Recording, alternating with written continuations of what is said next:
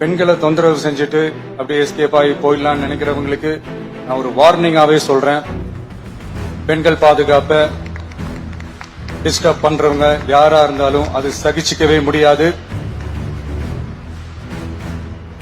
அவங்களுக்கான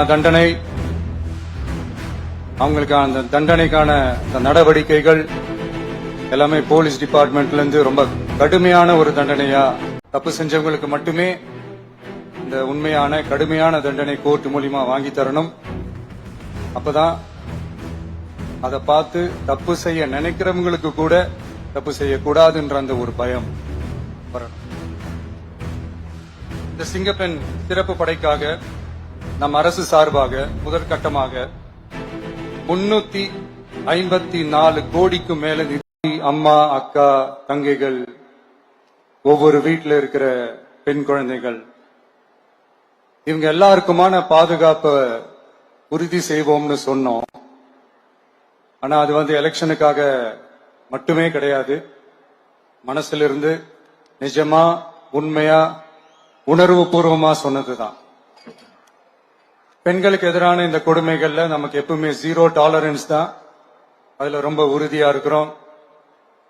சோ சொன்னது எல்லாமே செய்யணும். கொஞ்சம் கொஞ்சமா படிப்படியா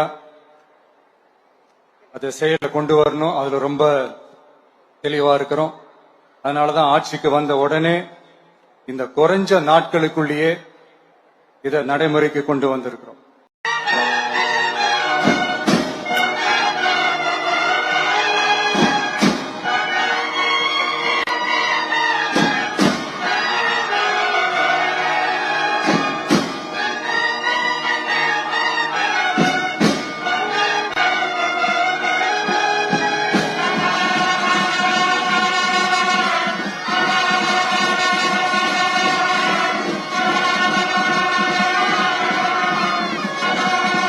பெண்களை பத்தின சில செய்திகள்லாம் கேட்கும் போது உண்மையிலேயே மனசு பதறுது, கண்ணு கலங்குது. அது கண்ட்ரோல் பண்ணவே முடியல.